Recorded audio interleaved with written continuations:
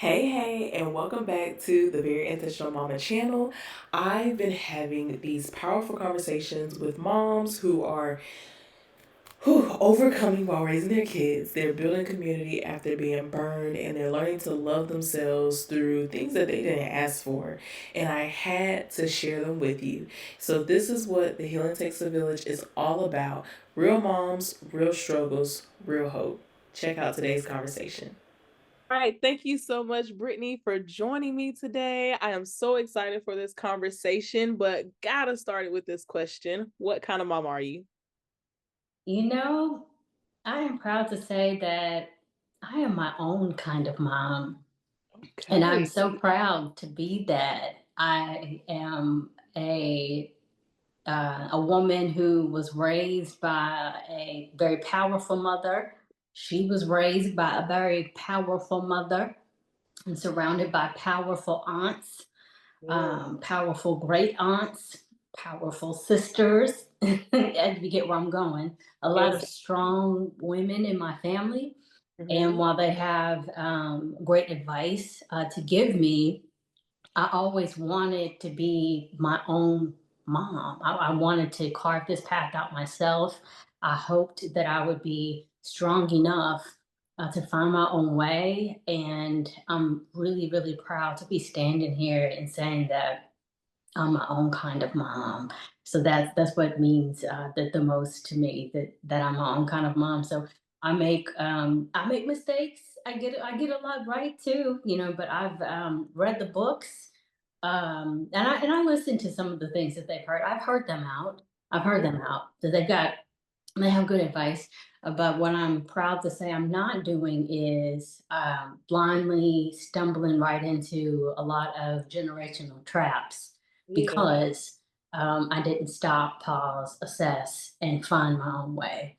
So yeah, I'm my own kind of mom. I'm a Brittany mom. And it Okay. feels really, really good, to do I, that. I love that answer. Come on, I'm my own kind of mama. So there was something that you just said at the end of that was that you found your way. How did you find your way to becoming your own kind of mama? A part of that was assessing what I didn't like, about growing up. We all kind of know that, growing up and we're huff and puff. And like, I'm never going to do this to my kids. I'm never going to do this. I had that list. Hold up. Just wait 1 second, okay? I have to ask you something. Are you exhausted from doing everything alone? Have you been hurt by people and now you don't trust anyone? Are you repeating those same things that your parents did that you swore you would never do? Are you grieving something that the world just simply doesn't acknowledge? Are you living through your kids because you forgot who you are? If you said yes to any of these, you need to be at the Healing Takes a Village virtual summit. This summit is packed with real conversations just like the one that we're having right now, with women who understand, with practical tools, with a community that actually sees you. You no longer have to recreate the wheel and figure out everything yourself because your village is waiting for you. So go ahead and click the link in the description to register now. Trust me, this is going to be life changing. All right, let's get back to the conversation. Yes. But then there were some things that, because it took me a while to get pregnant. I was a IVF mom, so I had a while to go. Everybody had kids before me. But while I watched, I learned. And there were some things that I started collecting that I said, oh, yes, I'm going to do that when I'm a mama. I want to do that when I'm a mama. So I had some of those things too. And those were the go-tos, the go-tos. I started collecting, the things that I would never do and why I wouldn't do them. It was the feelings. I remembered how I felt as a kid when certain things happened to me. And I knew, I never want to attach that feeling to my child. But then I knew what felt really, really good to me. I said, yes, I want to attach those feelings to my child. And so on. I started collecting in that way. And I read a lot. I read a lot and I asked a lot of questions Yes. of people who I admired, mothers that I admired, ones that I knew, ones that I did not know of that too. And some people, and this may be kind of taboo stepping out there, but some people who weren't mothers yet. Mm. But if I seen someone do something gentle, something kind, if I just liked the way that they moved in a certain way, and it was something that I wanted to pick up or learn more of, I would lean into that. Why do you do that way? Yeah. Because I want to know. And it's nurturing. People who are nurturers, you want to gravitate towards them, in that sense, because it's something that's it's a beautiful part of people. And even when we're not mothers yet, our bodies are conditioned, and God gave that to us, and so we're getting ready. They might not be mamas yet, but they still have that in them, and so you can learn from them too. So I was learning from everybody, so I could get ready to be a mom. Wow, I love that. So would you say that that's just like your personality as far as like being able to go and like you said, people who even weren't mothers, some people that you did know, some people that you didn't know. Would you say that's just your personality of being able to open up to others and like ask these, somewhat vulnerable questions? Oh yeah. Oh yeah. Yeah. I'm definitely someone who is a constant teacher and student at the same time. I shift back and forth. If there's something that interests me, something that catches my attention, I'm seeking it out. That's another one of those things. I always I stop and think about it. I'm like, God gave us, God made us smart because, God gave us all this room in our brains because, and it's a disservice if we don't, use it to the fullest, so I'm always looking to learn. Mm. So, and I asked that question because we have a lot of moms who have a hard time opening up to other people because of things that have happened in their past, or they have trust issues, or they might feel like I'm not a people person. And so I'm hearing your background, as you said, that you had a mom who had a great mom, you had her mom had a great mom, and they had aunts. And so being around family that has a village, what would you have to say for the moms who are having a hard time navigating coming out of I don't trust people or I don't like people? Mm. Well, well, I will first say that I've been there too, because I've got a big village, but my big village of women likes to chat a whole lot, Look, I'm picking up what you put down. a lot, and that and and that's hard at Yeah, times, because we know people mean well all you the know. time, but meaning well only goes so far, when meaning well only goes so far. Um, and then it can get hurtful very fast. So I definitely understand what it feels like, to be. I understand what it feels like to be surrounded by people and still feel alone, and still feel, as if you can't trust. And then also what it can feel like not knowing whether you want to trust, people that, that being cautious about trusting. And the way I kind of handle that is, first and foremost, as tough as it is, we have to try and give people opportunities. Yeah. And the way that I do that, by giving them an opportunity but not dishonoring myself, Mhm. is to, one, I always clearly state what my boundary is. I always clearly state what my intention is, what I expect from them with Yeah. this information every time. And that could be, I'm sharing this with you, and I don't want you to share with anyone else. I'm sharing this with you, and I'm looking for you to console me in this moment, but I don't want to discuss it further. Whatever that boundary is with you, be very clear. What that is that you want from them, and what it is you want in that moment, and then what you want to happen when you two separate. as well. Be very clear about that. But give people a chance, a slow chance, Yeah. and hopefully they won't fail you. Hopefully they won't fail you. But set that expectation, set it very clearly, and you have to speak it. One place where I think we mess up sometimes is we'll have an expectation for someone, and we don't say it out loud what that is. And then they say, well, I didn't know that you didn't want me to say anything. I was trying to help. So I left and I went and told mom, or I left and I went and told sister. And, I was trying to help, Yeah. and that's where those good intentions come, but that's not what we wanted. So I always make sure that I expressively say what it is that I want, what it is that I don't want, and then we can fall back to that. That we have something to discuss now. But it's always a risk. But we have to put ourselves out there Yeah. so that we can give people a chance to do us well.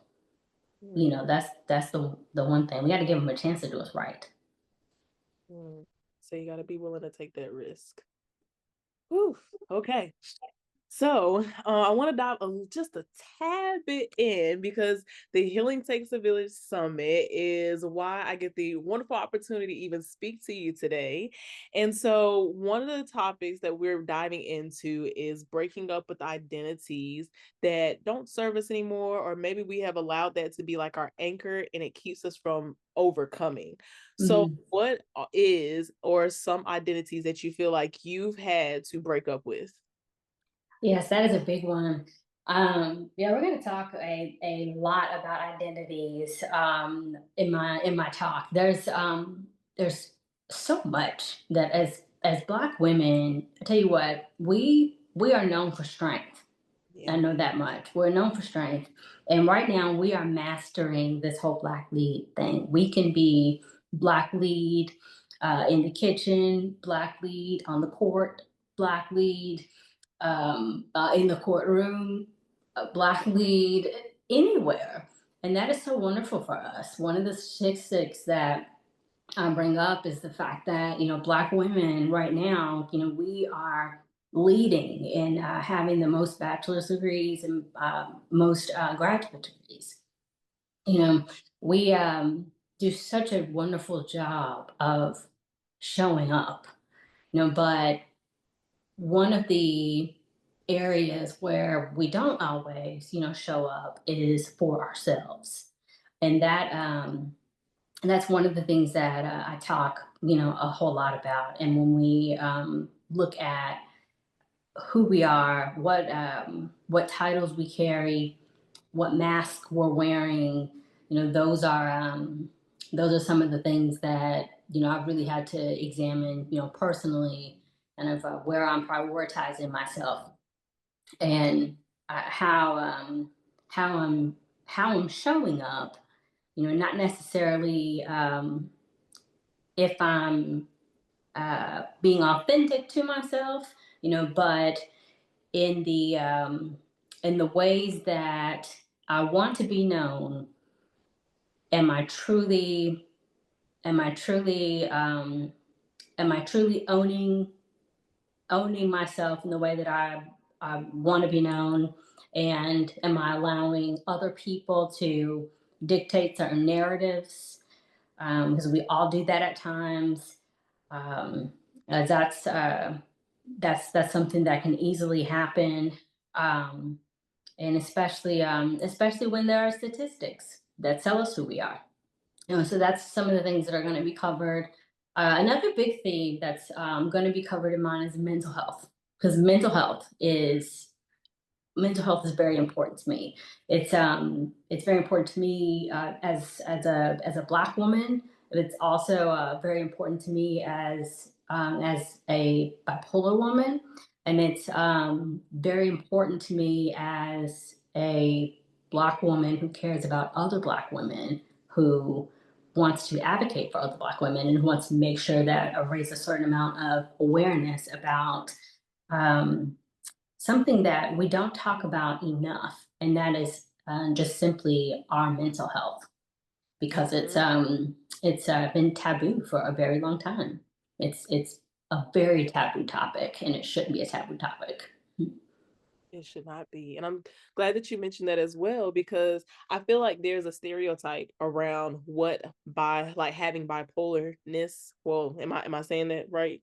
Having Mhm. okay, being bipolar. I feel like that's something that a lot of people they mistaken what it is. So would you educate us on what being bipolar or having bipolar disorder means? Yes, yes. And bipolar disorder is actually it's a mood disorder, and there are millions of people that have the bipolar disorder, but it is common enough to where you can encounter people that have bipolar disorder, but you can function as an everyday person. But it's a mood disorder. It causes some people to have depressive episodes. People have upper episodes, so they'll feel more joyous at times. But other than that, you can live a relatively normal life.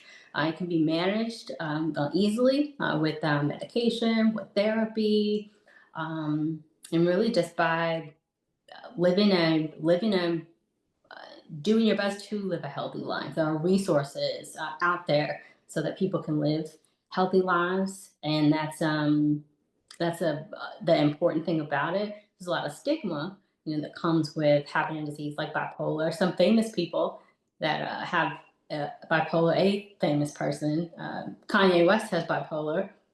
He's off his meds, by the way. If we say anything, that Kanye West is off his meds, y'all. Yeah, with his bipolar. Yeah. So. Many prayers. Keep many prayers. Yeah, so that's what's going on with that. Yes, but you can live a normal life.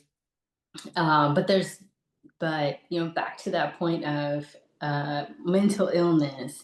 Mhm. And I'll say being living with bipolar, because that's what it is. I'm a person that lives with bipolar, and unless I told people, they'd never even know. And that's part of it, is the fact that there are people that live with uh, live with various degrees of mental illness and don't know. But there are people that battle depression, and it might not be as significant as something like bipolar. But one of the things I want to bring out in my talk is that people are battling things like depression, and that matters too. There are people that are having very tough days, and they're dealing with that quietly, silently, and it's hard for them, and it should be respected, and they need help. They need care. There are moms out there who are having tough days, not able to get out of bed, Mhm. that are crying while they're brushing their kids' teeth. Those things matter. That's mental health too. And that's what we have to focus on, and that's a big part of the conversation that I have, is that I didn't just skip the bipolar. There were symptoms that I had, and some of the symptoms that go along with bipolar are some of the same symptoms that would go along with other types of mental illness. Okay, thank you for educating us. Because, like I said, I know that is a common misconception. Growing up, I heard all different types of things, and I'm like, I don't know about that. Like, I don't know if what you're saying is completely true. So, yes, glad to be educated on what it truly is. And so, with this being your story and you coming into the Healing Takes a Village Summit, what does takes a village mean to you? To me, in this summit, I love the first. I love the way that it's broken up, because there's so much that people are going to be able to get from the summit, and I encourage people through my talk and everything. Like, I hope that you're making friends. I hope that you are chatting with people. As this goes on, because it's about communicating with each other. It's about building community. It's about sharing stories. Um, but This summit, to me, it is really a way to it's a way to connect more deeply. I have I have rarely shared my story. And when this opportunity first came about, I had rarely shared with anybody, and this pushed me, to um, get ready. Like, it primed me to have to get ready to start talking about it, and um, it's really been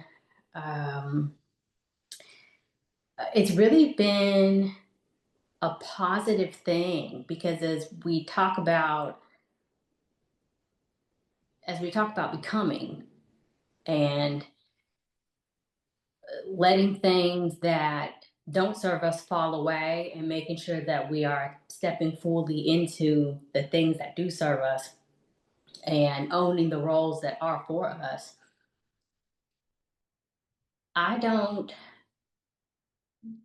I don't ever want to be a person that shrinks down and gets smaller when I say I have bipolar.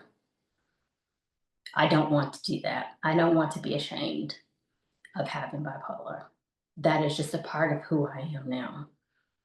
It's there's nothing I can do about it.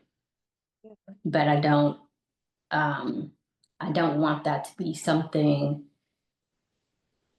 that I'm ashamed of, when I've never been ashamed of who I am as a person. Why would that be the thing that brings me down? And as I um wrote for this summit, I didn't exactly know what I was going to say, and I knew it was supposed to be uplifting, and I had a bigger goal, I had a purpose, and what I loved about it is that I couldn't fulfill my assignment properly if I were to say something like that. If I were to put myself down, or if I were to say something negative, I wouldn't have been able to fulfill my assignment. And I was just really glad that I had picked very early on my submission. I said this is what I was going to talk about. I could have written about anything else. I'm an accomplished career person. I could have picked anything else, but I just kind of blurted out what was on my mind at the time and got stuck with this. And I'm glad that I did, because it was something that I needed, and I didn't know that I needed. But it taught me how to be able to talk about myself in a positive way. I'm trying to hold back tears. So I'm very in tune with my emotions. All my friends are very well aware. I can cry like that in a heartbeat.